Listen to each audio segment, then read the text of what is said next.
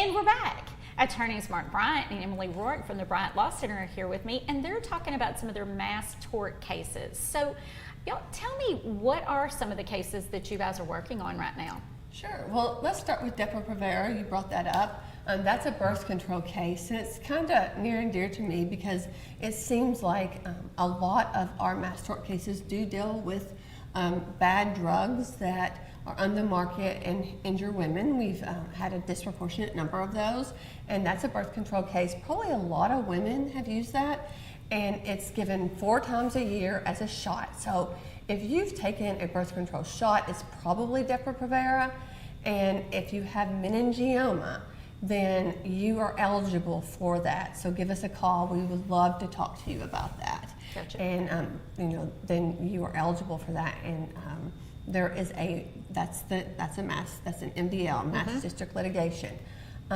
Another one is barred power port, and it is probably one of the other big ones we're really dealing with. We've also talked about that on here, and it is implanted is a port, and it's used a lot of times for people who have cancer, but they get infections, and there's others. You want to talk about Calvert City, maybe?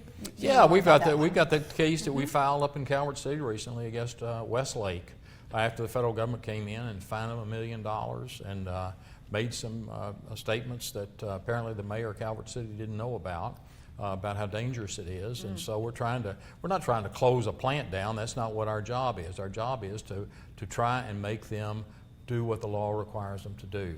And that is when they put a release into the air, be sure that it's stopped as quickly as possible so nobody can be bothered. Because up there at that plant, when vinyl chloride goes into the air, sometimes that can stay in the air for as long as 5 months there in the area. And so it's very, very dangerous. And, it is. And we've got a lot of clients up there, and so it's all very interesting what we do.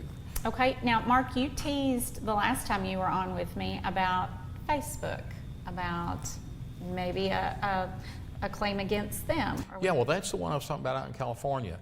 A friend of ours, a guy named Brian Ailstock, just settled a case that we were very involved in for $6.1 billion against 3M. And so he called us recently about one out in California where they filed lawsuits in California against Facebook, which is now called MITA, and also against Microsoft, because they are getting children so involved against their will, actually, even though they don't think so. They get on these video games and they can't get off of them, and it's causing long-term harm to children, and it is medically supported.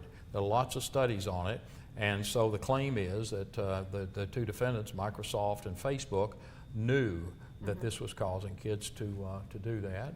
And so, yeah, we are very involved in those type cases. Even adults too, but the kids we can still salvage. Yeah, well, I mean, a recent study showed that kids, if they get on those video games and stay on them until they're 16 years old, it even affects the gray matter in their brain. Wow.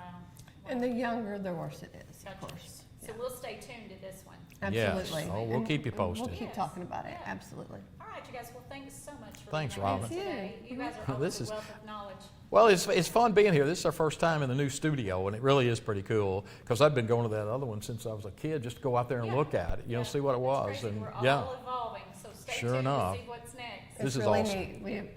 We're excited to be here. I love it. Well, if you guys want to revisit this segment of Legal Line with the Bryant Law Firm, please log on to WPSDLocal6.com/legal line. And heading through